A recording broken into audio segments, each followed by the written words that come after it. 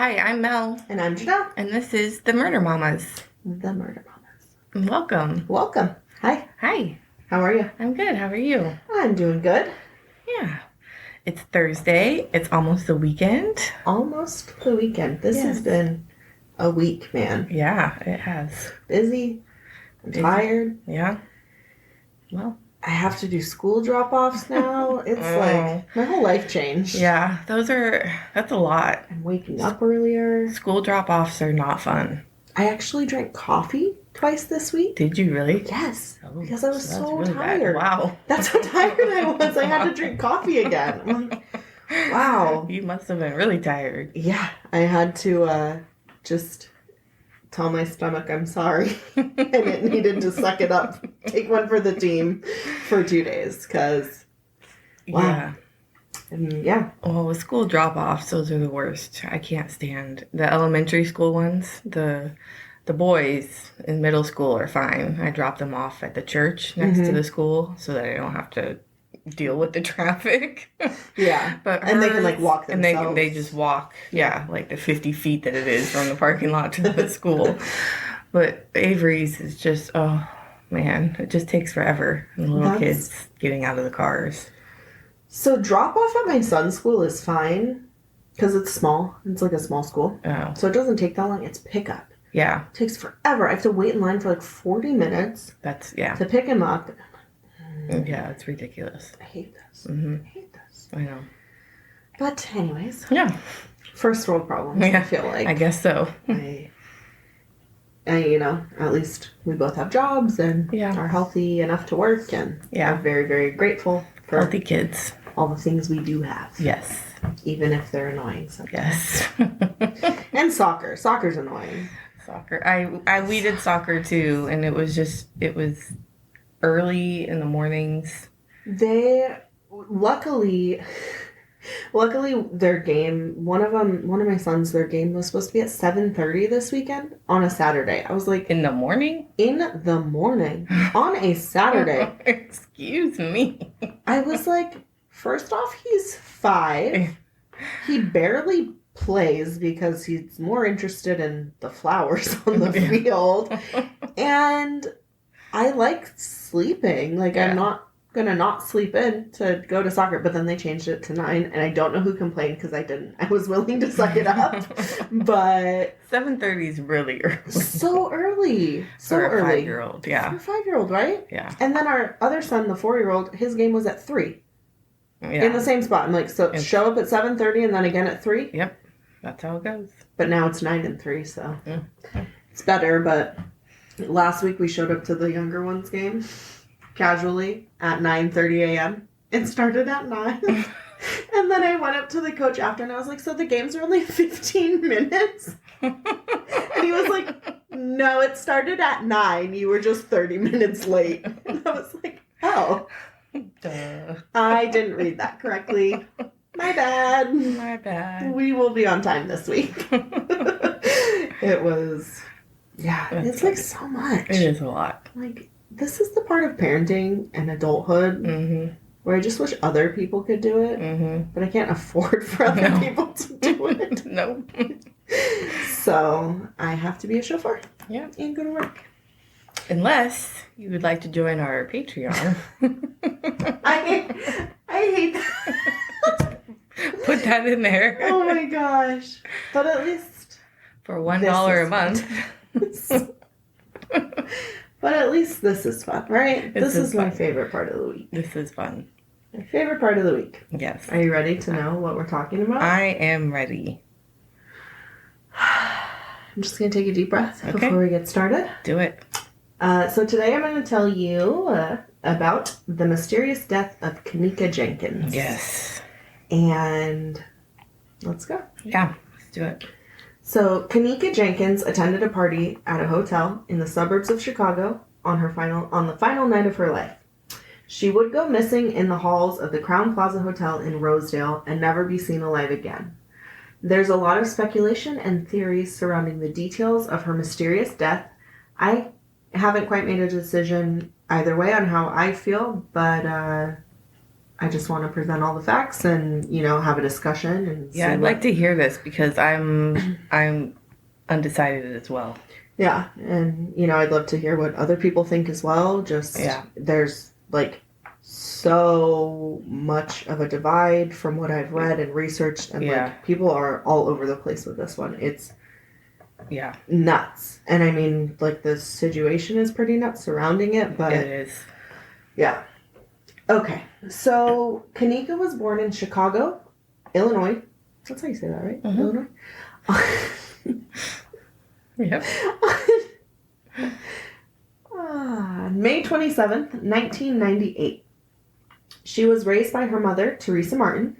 Ken'neka is described by her friends and family as a kind, caring young lady with a beautiful smile who lit up any room she went into. And I know everyone says that, but if you see pictures of her, like, she really does have such a beautiful smile. She does. Like, it's just so like bright and happy. Yeah. At the time of her death, she was 19 years old, but was a very, very hard worker. She had 2 jobs and was hoping to begin nursing school. She was, like, trying to save up money to go to nursing school. Well, good for her. Yeah. She had 2 jobs. 2 jobs at 19? Yeah. Wow. Oh. No, I wasn't responsible enough to do that at 19. Exactly. Like, that takes a lot of responsibility to show up on time and, like, I don't know. Not want to just flake. Yeah. So in the late night and early morning hours of September 8th, and so the dates here, I just want to say that it happens, like, there's some of them are September 8th, but it was, like, 11:30 p.m. into September 9th. Right. So that's right. It's, like, right on that cusp there. So I'm going to be saying, like, September 9th mostly, but lots of things say September 8th because of that. Yeah. Like, the time that it falls in. Yeah. Ken'neka and some of her friends arrived at another friend's birthday party. Oh, and also I'm not going to mention, like, names of the friend. Well, people can look them up if they need to. They totally can, and from what I read, this particular friend, like, whose party it was, she received, like, a ton of death threats and things, like, following the Ken'neka's death, and, I don't feel like that's my place to say that, so we're just gonna keep that anonymous. Yeah. I mean, it's not anonymous. It's very easy to find, but I'm not going to do that. Like, she had to move to a different town and all kinds of stuff. So, so she arrived at a friend's birthday party in room 926 at, again, the Crowne Plaza Hotel. This hotel was located in a predominantly white suburb just over 20 miles from the Lawndale area of Chicago, where Ken'neka and her friends lived. I heard a few different reasons for why the party was held at this particular hotel in this area. Right. Some people, just in, like, different podcasts and videos I watched, some people said it was because they're, like, to be safer, because Lawndale, I guess, is not a very safe area of Chicago. I don't know anything about Chicago. I didn't look up like, the crime statistics or anything. And Rosemont, the area where the hotel is much safer. One podcast in particular, I can't remember the name of it off the top of my head, stated that the reason that they chose the hotel in Rosemont was because the hotels in downtown Chicago were more strict on parties. Yeah, probably.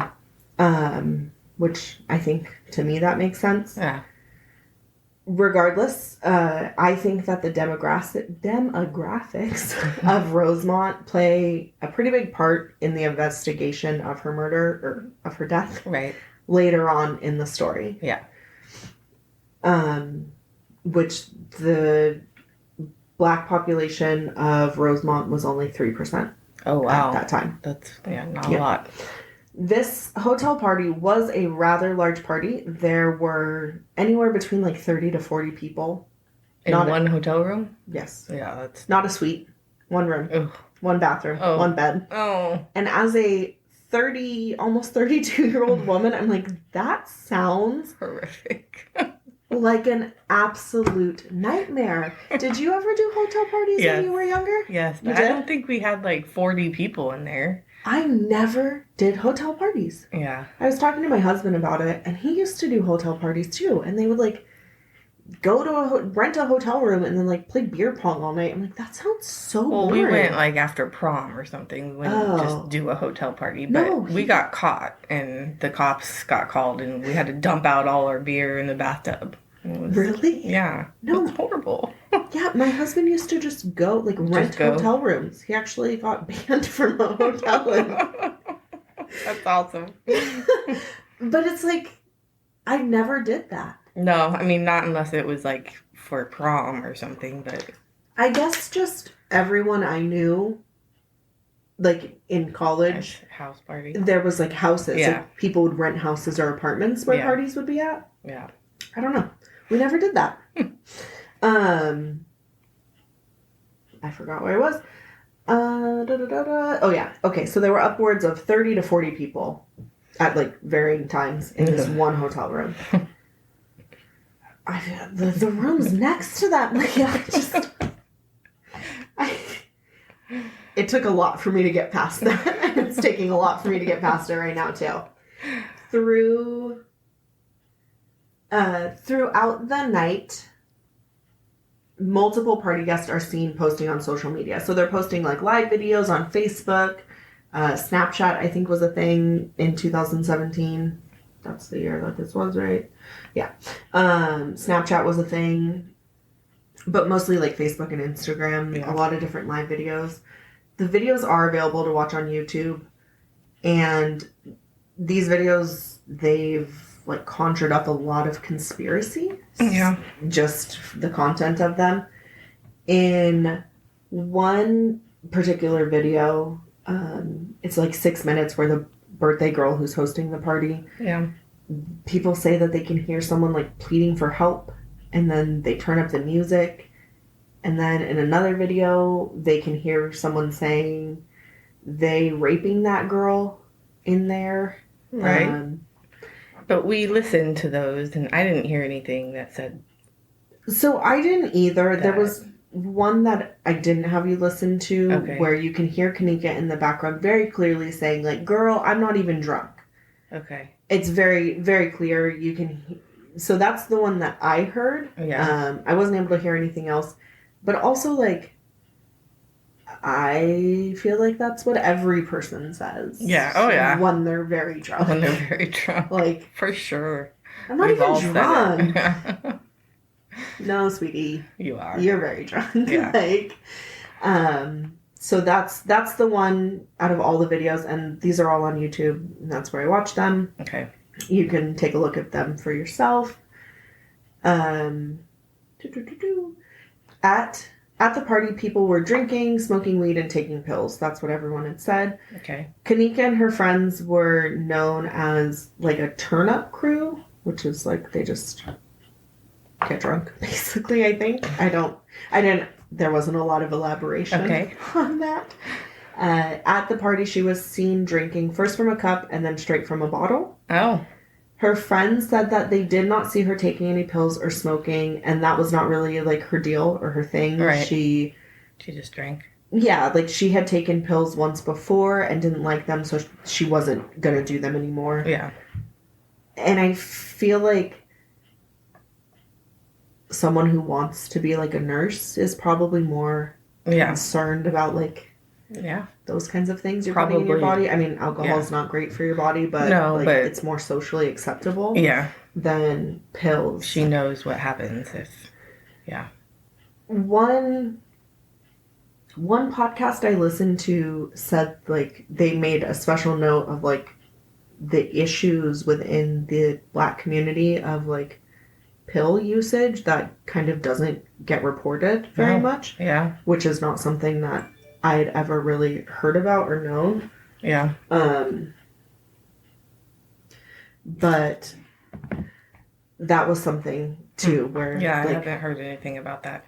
Yeah. So at around 3:30 a.m. on September 9th, so just like that same day, but in the morning, Ken'neka and her 3 friends are seen walking towards the front desk of the hotel to head home.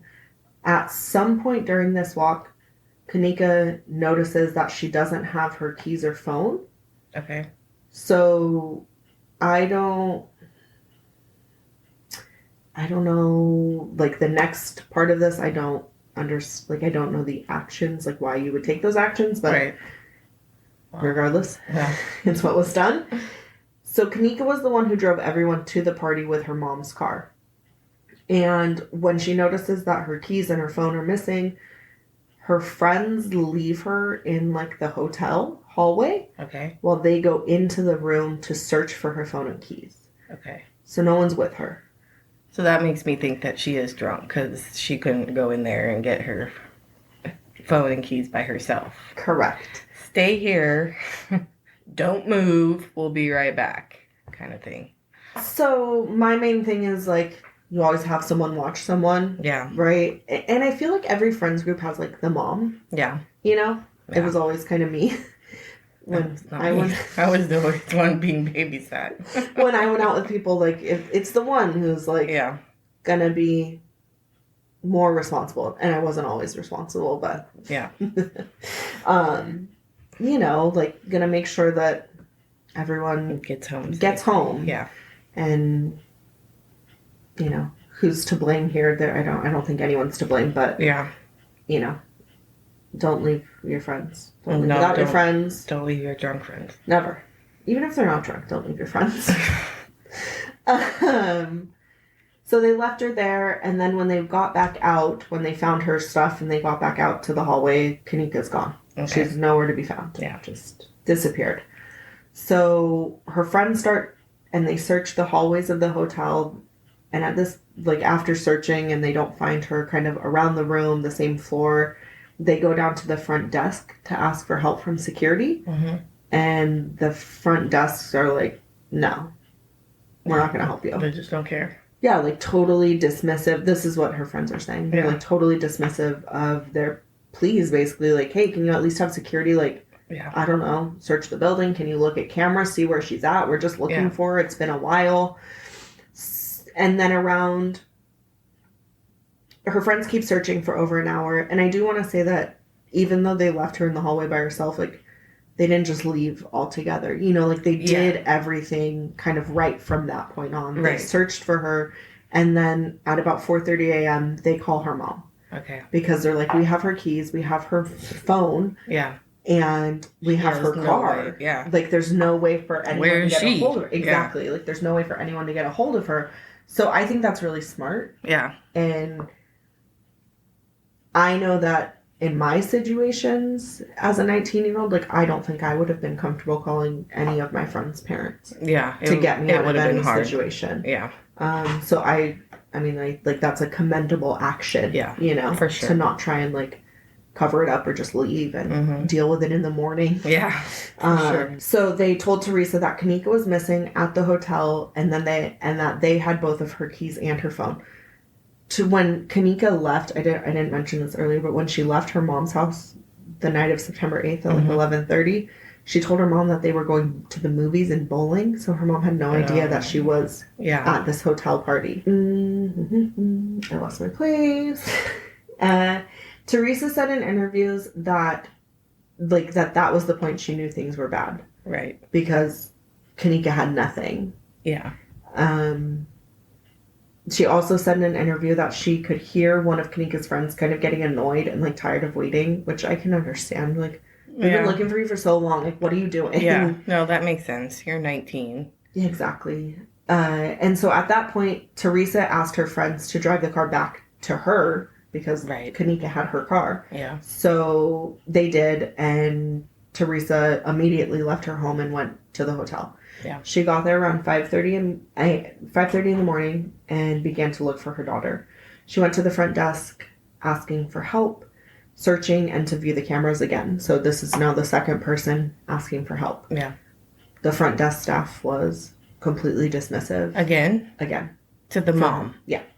They wouldn't help, and they told Teresa that the only way to view the cameras was to file a missing persons report. Oh, God. So being a mom and, like, kind of a badass, she's like, okay. Yeah. That's exactly what I'll do. Right.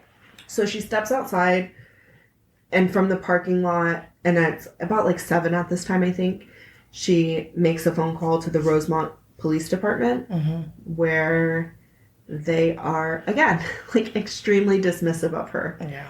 And Teresa tells the dispatcher the situation, and he basically suggests that she wasn't missing, but probably was with her friends. Yeah, like they always do. Well, but also keep in mind that her friends are the one looking for her. Exactly, the ones who called, and she's like, no, it's like she's not with her friends because I know she's not. And so Teresa obviously knew that that wasn't the case. The dispatcher also suggests waiting a few more hours and then filing the missing persons report with the Chicago PD because that's where they lived. Okay. Even though they were in Rosemont. Right. Teresa goes back into the hotel and asks again to view the footage. They are still unwilling to help. Teresa then starts knocking on doors and asking other guests if they had seen her daughter. For sure. Like, you're going to get me out of this hotel. Yeah. Like, you're going to carry me out. You're going to have to carry me. Yeah. In handcuffs. Mm-hmm. I'm finding them, and that's it. Yep. Hotel management threatens to call the police on Teresa, and she's basically like, great, call them. Do it. Like, get them down here. Help me. Yeah, go for it. Eventually that day, September 9th, in the afternoon, Ken'neka's sister, Lenore, is able to file a missing persons report with the Rosemont PD. Okay. So they file it, and according to Teresa, the first time the police actually show up at the hotel, they've been called. Yeah. You know, she's called twice, or she's called, they filed a missing persons report, but the first time they show up is to have Lenore sign a part of the missing persons report that she didn't sign at the police station. Oh. Not to, like, search or do anything, just to sign a piece of paper. Wow. Okay. The police finally declared Ken'neka missing at around 1:15 on September 9th. At this point, Ken'neka had been missing already for 12 to 13 hours. Okay, yeah. The last time she was seen on video, which we'll learn later, is about 3:30 a.m. Okay. The police did a brief search and a cursory review of the surveillance footage. However, in this review, they primarily focused on the exit and entry points of the hotel, but not the actual, like, hallways. Okay. And she wasn't seen on any of the footage they reviewed, so they didn't see her coming or going. Okay. Which, like, so she must be inside. She's in there somewhere. Like, yeah. She has to be in there. Yeah. And the police continue to review more footage, and on the night of September 9th, they found... Sorry, I got so distracted by that. They found surveillance footage showing Ken'neka walking through the hallways in the hotel. We watched a little bit of this footage too. It's all on YouTube if you want to find it. Ken'neka appears extremely drunk in this video. She looks very drunk. Very drunk, very disoriented. She's like just haphazardly, like, bumping into walls. Stumbling all over the place. At one point, she, like, completely runs into, like, a stair. Yeah. Well, you know, like a railing, and catches herself from falling. Like, she was leaning on the walls to walk, so... It's clearly drunk. Clearly, she's drunk, she's impaired. Yeah. It's very evident. Yeah. In these videos. Or something else. I don't know. I mean... Impaired. Impaired. There's something going on. Yeah. She's not... coherent. She's not just, like, lost and can't find her way. Like... Yeah. Which, to me, is, like, even more cause for an alarm, I think. Like, she didn't know where she was going. She can't be gone. Just, like, people don't just... Yeah. Disappear into thin air, you know? Yeah. So then the footage that they find mostly is of Ken'neka, and it's kind of hard to explain, like, the layout of the hotel, but there's, like, a basement sort of kitchen area that is vacant. Okay. The hotel doesn't use the kitchen area, and they're renting it out to, like, some other restaurant, but they haven't started using it yet, so nothing in the kitchen's used. Okay. I can't remember the exact date, but and all of the cameras, sorry to mention, all the cameras are motion activated. Okay. And I can't remember off the top of my head, and I didn't put it in the notes, but the last time someone had been in that area, I think, was like a few days, because that was the last time it was registered. Yeah. But you can see also in the video Ken'neka getting like on and off elevators and just kind of like meandering through this hotel for hours in the middle of the night with no one stopping her or questioning her. Yeah.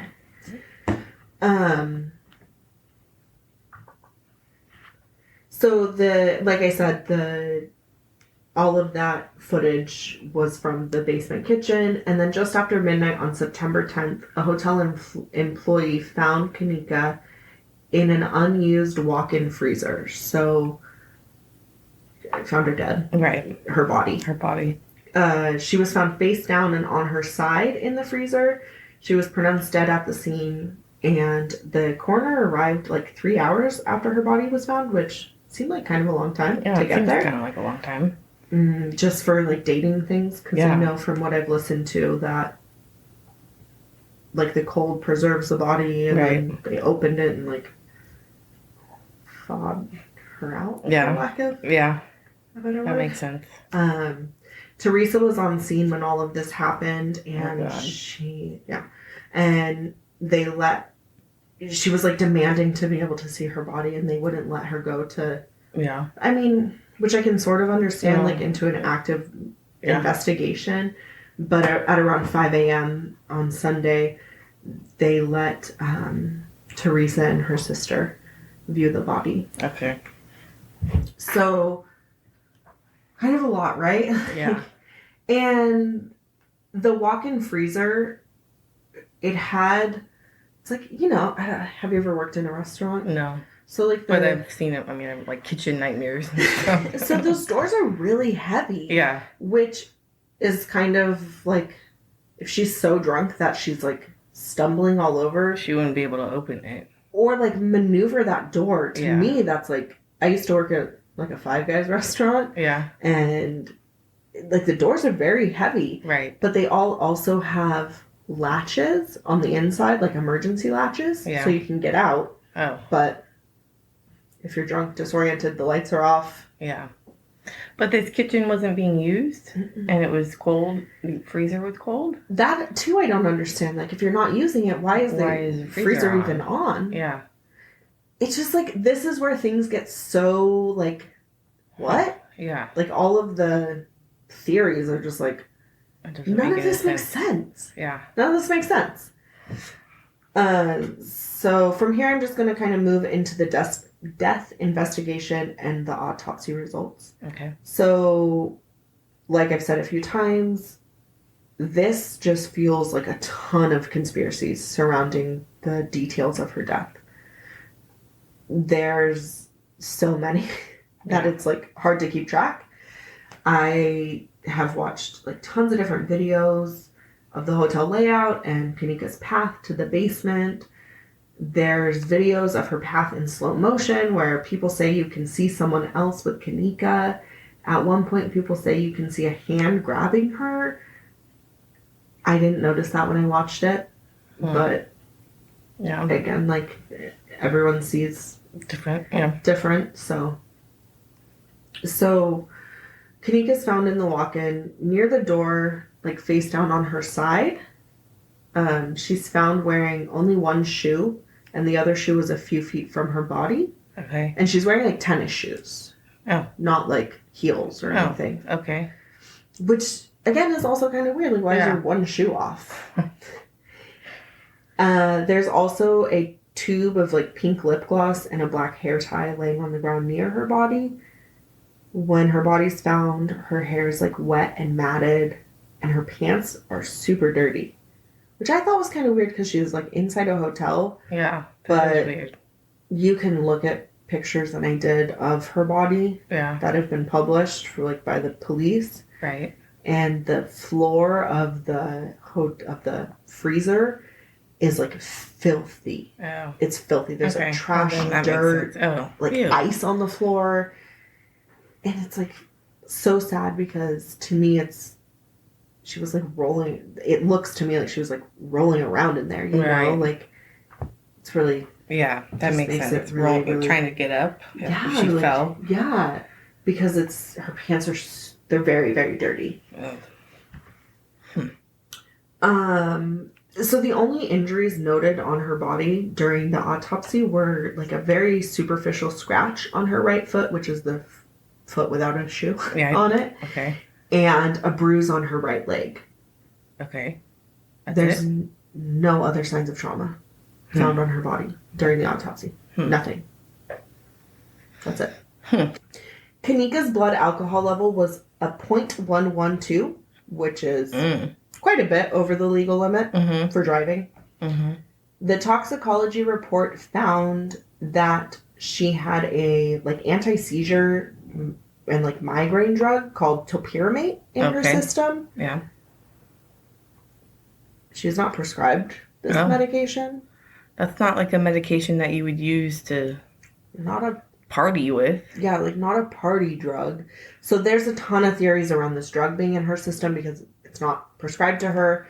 No one saw her taking anything. Unless it makes you sleepy. Because I know when I used to get migraines, I used to take something that would make me go to sleep. Well, 'cause that's how you get rid of a migraine. Right. Like you go to bed. Yeah. I don't get I get some migraines, but usually just take Excedrin. So I don't know. I did look a little bit at like what topiramate is used for, and so it also is used for like weight loss and to manage alcohol addiction. I don't know how. I didn't get so deep into it, and I'm not saying that she used it for any of those things, but like I don't know. Those are all over the place. Another thing that I thought of when I was looking at this and doing all of the research, they were saying that people were taking pills earlier, and like maybe it wasn't her thing, but maybe she tried it again. And it was just like a mislabeled pill. Like, I don't know. When you buy stuff from the street, who knows what you're really getting. That's like, true. Why would someone sell that? I don't know. That's a weird one. It's very strange that would be in her system. But the side effects of it are like, don't drink. Don't drink. When you do it, because it heightens the alcohol. Right. So having so much alcohol in her system, plus that, it's like, maybe she wasn't, I mean, she was obviously drunk, right? Like, her blood alcohol level was very high, but, like, maybe that would have been functional for her without the topiramate. Yeah. But because of that, it, like, just caused her to... 3 times as drunk as she really was. Yeah. And more disoriented, you know? She was also, I didn't mention this earlier, but, like, she was never one to, like, just leave. She wasn't a runner when she was drunk, her friend said. Right. You know, like I did that. You were a runner. You know, like everyone has like a runner who just like disappears. Yeah. And she wasn't known to be one. Like she was very, very responsible. Yeah. So it's just, these are like the things where it's like, what? Yeah. What's actually going on? Yeah. So because that drug is so suspicious and it was in her system, many people thought that she was drugged at the party. Right. There's a whole conspiracy of reasons why she was drugged. Right. One of them is, I'll get to it in a second. Some people believe that Ken'neka was raped. The autopsy didn't show any signs of trauma or rape. I actually read the entire autopsy report. Yeah. And the toxicology report. Yeah. And it didn't show any of that. Some people believe that Ken'neka was killed in order to have her organs harvested, which goes back to the YouTube or the Facebook Live videos. Right. Someone can be heard in the background talking about like a $200 exchange. Yeah. But people who were at the party say that $200 is what the hotel charged you if you lost your parking ticket. For the parking garage. They would just charge you a flat fee of $200, which is like the worst policy I've ever heard. Yeah. Never heard of a policy like that. It's insane, right? It's insane. I could understand like 30, but 200? Yeah, 200? That's crazy. Maybe they've had a lot of people.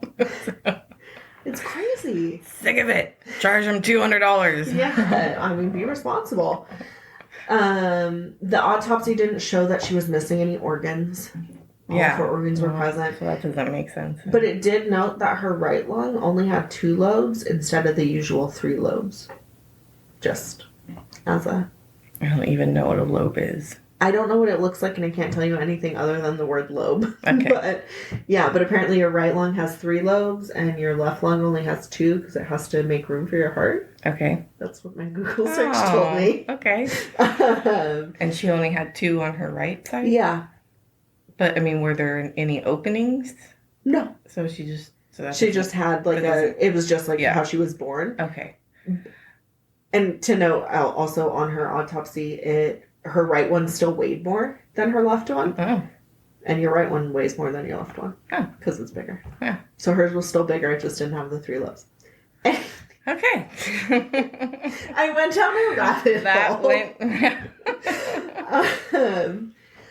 Ultimately, by the police, the case was closed and it was ruled an accidental death. Yeah.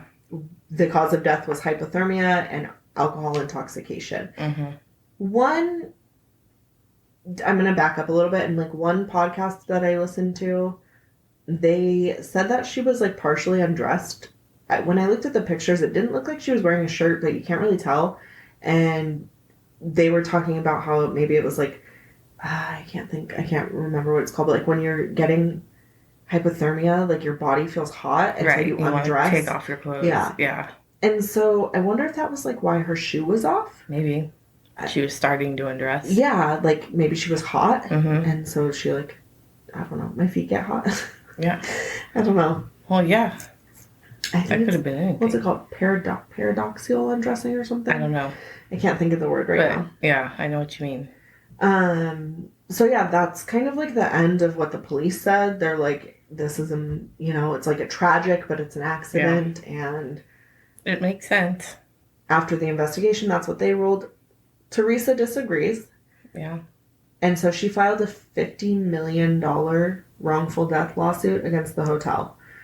In that lawsuit, in the lawsuit, she states that the hotel security, and the restaurant renting out the kitchen, the vacant kitchen, that the freezer were in was negligent and liable due to their lack of action in assisting to find Ken'neka and they're allowing a large party to continue.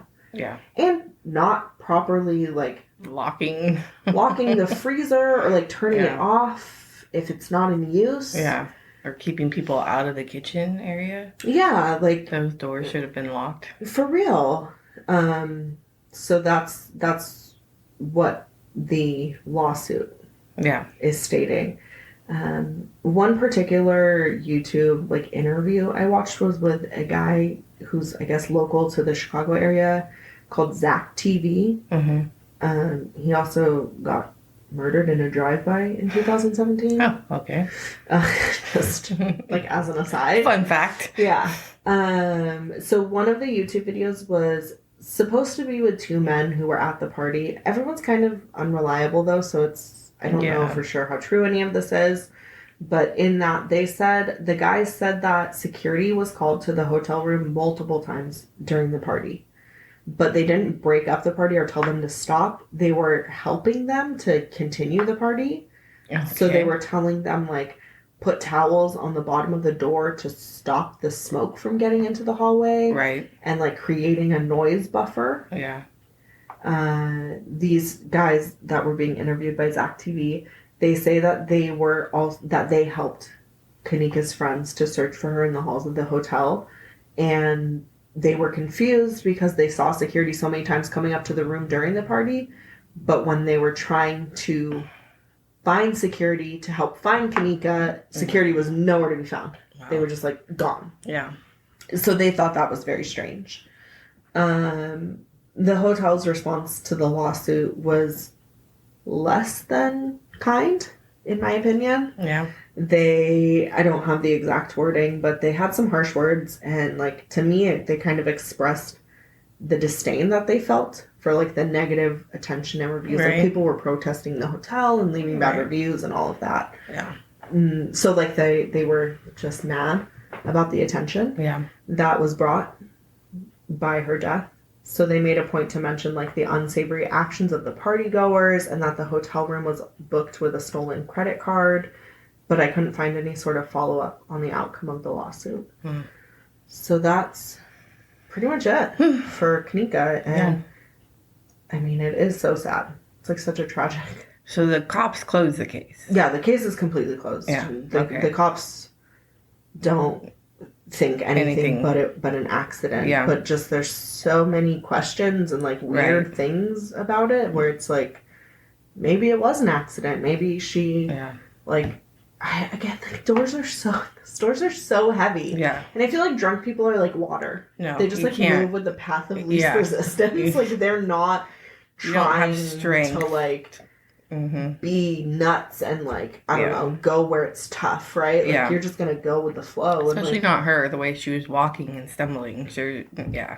Yeah, like she walked right into that railing and like caught herself, and it just is so strange to me. And but then you don't see anyone else on video with her. Yeah. I didn't see any other people. No, you don't see anybody. And it's like, did she just like was the door, and then my question is, was the door open or was it closed? Like, did she walk in? Oh, maybe it was open to begin with. And like, didn't think of that. Trip into it sort of or something. And like, that's when she lost her shoe and the scrape happened because it's like a big heavy metal door. Yeah. So it's possible. That's the only thing I can think of is like, that makes sense. For it being an accident. Like she walks into the open door. Right. And then I don't know, something happens and like maybe she even like fell backwards. Yeah. And like held it shut and like pulled it shut. And then it's dark, cold. Can't find the emergency latch from the inside. And then just gets stuck. Yeah. You know? Ugh. But maybe someone pushed her. Pushed her in there. But like she definitely didn't lose her organs. So no. Her organs. I mean, people go so far as to say like, the police covered it up. The coroner covered it up, and I think her family was doing like it's an independent. What up? I have no idea. I mean, well, what are they covering up? I'm not sure. I'm especially when there's nobody on video with her. I don't know. Yeah, to be honest, I'm not sure. The hotel employee who finds her is on video, and he's pretty cool. Like he's not like freaking out for finding a dead body, which to me was a little weird, but. Yeah. You never know how you're going to respond to something. And, like, maybe that's what he expected, right? Like, maybe they were expecting to find someone. Yeah. It's just so strange. And it really reminds me of Elise. Elise Lamb. Yeah. Yeah. The Cecil Hotel. Mm-hmm. It just, like, so mind-boggling. Yeah. That one was a trip. I actually know someone who stayed at that hotel. Oh, really? And they were like, it was the creepiest thing we'd ever done. There's no way. I would go see it, but I wouldn't stay in it. They didn't know. It was like before it was a big thing on like Netflix. And they were like, it was just it was the cheapest hotel in the area. Yeah. And they were staying in LA somewhere. Yeah. And they were like, it was just the most disgusting place we've ever lived. But that case is nuts, too. That case is nuts. It's so sad. And, you know, regardless of what the answer is, I really hope that her parents, that her mom finds peace. Yeah. And that's kind of all you can do. That's all. Yeah. That's it. That's the story. That was a good one.